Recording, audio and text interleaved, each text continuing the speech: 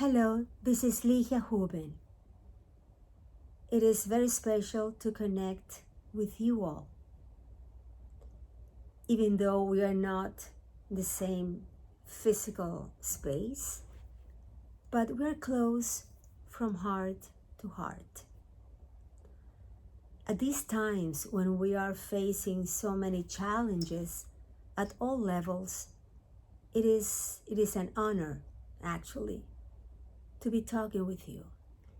To be talking with you about a topic which is very close to my heart. It's about how to transform a challenging situation, how to manage any health issue, any disability, embracing our spiritual dimension. Because we all have a spiritual dimension. And it seems that in times like these that we are living, these times, our spirituality comes stronger. Our spirituality takes this place, and we want to go there, to tap into it, so it can help us renew ourselves. It can help us grow as human beings, as people, as communities. What I will be sharing with you today is a system, actually, that I created. It's called the 11 Principles of Transformation. And we can apply these principles to any challenging situation that may cause grief, that may be difficult to deal with. I'm going to share it with you with all my love, all my care. And we start with the first one, acceptance. Acceptance of what you are going through now, at this time. And I understand that it can be challenging. Because when we say acceptance, you mean like, what do you mean acceptance? That it's okay that this is happening to me? Well, and when we talk specifically about a loss, which is accept your loss, we may struggle with that. From my heart to yours, I tell you, that is the first step if we want our lives to be transformed out of a painful situation. I've been saying this for many years. I have written about this. And now I say it even stronger, coming from a place that my heart is going through some painful situation. I lost my beloved mother 3.5 months ago. And I say to you that acceptance is the first step. Because when we accept, is that we come to terms with the reality of the situation. It is not that we're happy about it. No, we accept it. Because when we accept the reality, whatever situation you're going through, and if you're grieving, my heart goes out to you, because we can grieve over so many things, not only death, so many things. However, when we go into acceptance, you say, okay, this is happening to me now. What am I going to do about it? That is the first step. What am I going to do about this? And I also understand, and we know, that acceptance may take some time as well. And that's okay if you don't want to rush the process. Keeping in mind that it will help you in the healing process as well. When we talk about the second principle is live your grief. because we grieve this situation that we are living now at a global level. We are grieving.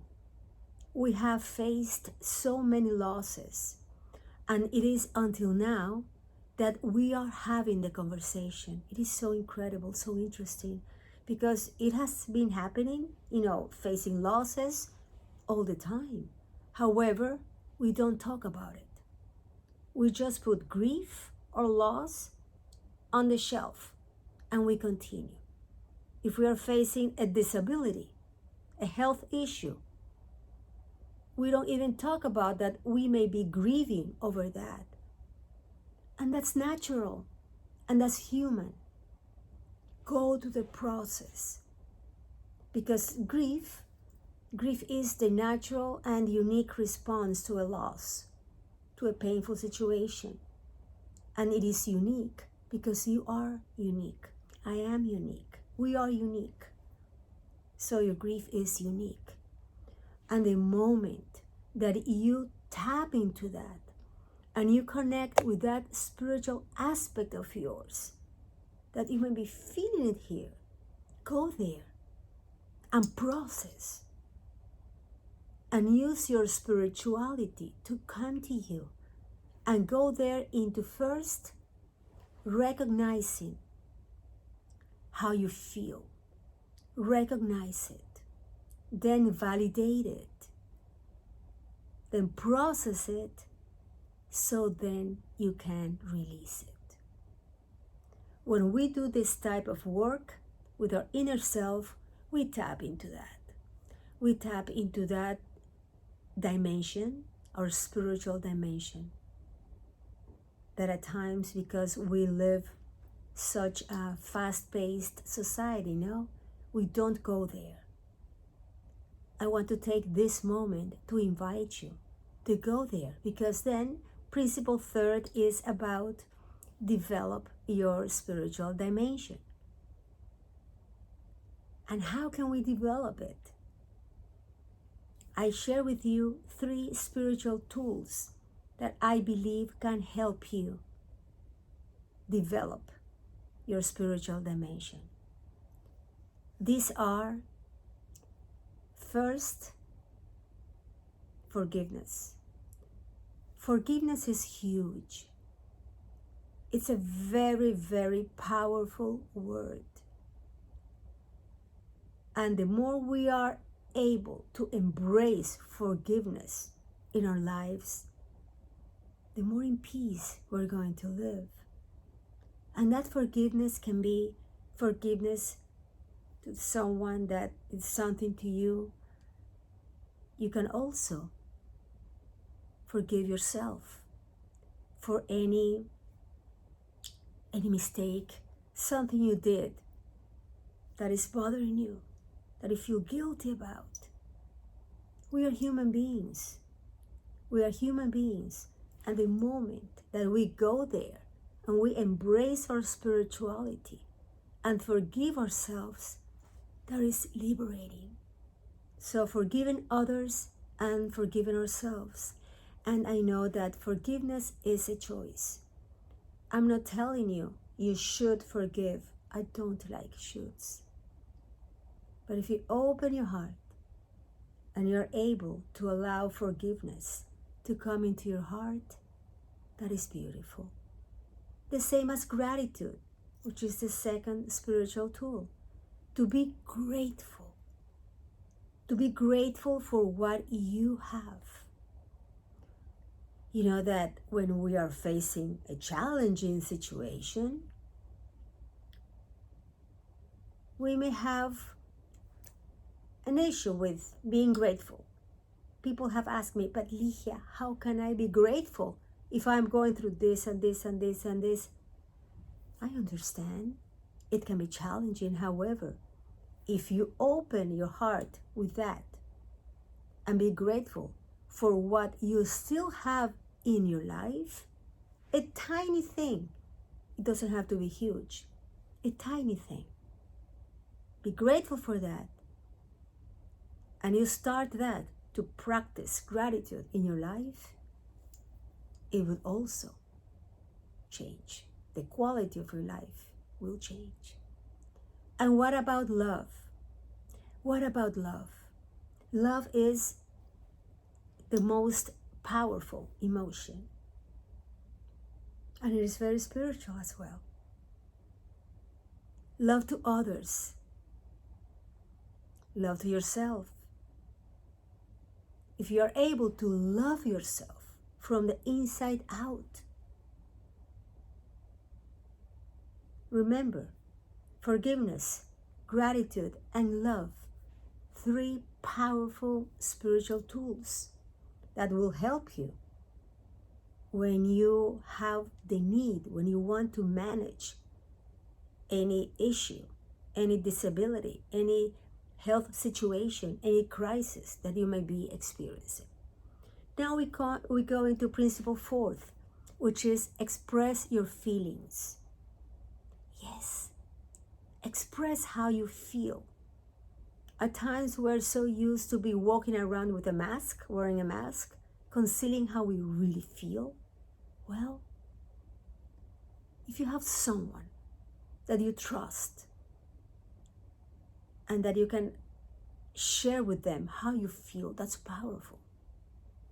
Write it down in a journal. Express your feelings. Connect with how you really feel. Because we have an array of emotions to experience. So go there. You may experience different emotions throughout the day. That's fine. But keep connected.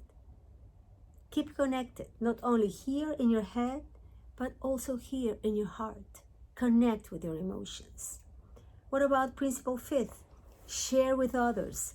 See what we're doing. We are sharing at a distance. Because now things we know they have changed. However, we can always share with others. And that's a beauty. The beauty with technology, that we can connect in Zoom, in video conferences, in FaceTime, and WhatsApp. We have so many ways to connect now. Remember, share with others. We are not an island. Keep connected. Number 6, principle 6, take care of yourself. In the midst of difficulties, in the midst of situations that may be painful or difficult, it's really, really important to pay attention to our needs. Pay attention to our needs at a physical, at a social, and a spiritual level. Pay attention to your needs. Take care of yourself. Number 7. Principle 7 is about doing rituals. And what is a ritual? A ritual is doing something that has a special meaning to you. Find something you like, that you enjoy doing, and do it. Even writing a journal can be a ritual. Lighting a candle can be a ritual. Letting go of a balloon can be a ritual. Putting little things, little papers to remind you how grateful you can be in a box, that can be a ritual. Create your ritual. Number 8, live the present. Live the present. Live the now. The past happened. It's gone. The future, we don't know. So don't dwell in the past and don't worry about the future. And please just notice that I did not say don't plan the future. Of course you can plan the future. That's different than worrying. Live the now, the present moment. This moment that we have now, be here. Number 9, modify your thoughts. Our thoughts are powerful. They're so powerful. We cannot control many things that happen. many events. We don't have control over them. However, over our thoughts, we have 100% of control.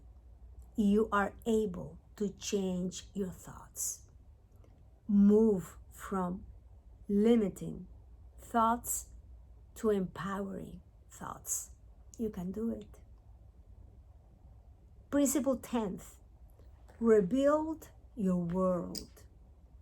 Rebuild it after going through that situation that has been painful, is painful, challenging. You can rebuild it. Picking up the pieces. Playing with your cards in the best possible way. And principle 11th, visualize the life you want. Visualize it. Do you want to be happy? Remember what Aristotle said. Happiness depends upon ourselves. Embrace that. Bring into your spirit that ability to be happy. It comes from within, from the inside out again. And with that happiness inside of you, visualize the life you want. I shared with you my principles, these 11 principles, in a very short way, condensed, with the hope that you take something with you today that can help you transform any situation you're facing now, any disability, any health issue, any situation, that you can transform it. And as you do that, you transform your life. Thank you. My love to you. Thank you.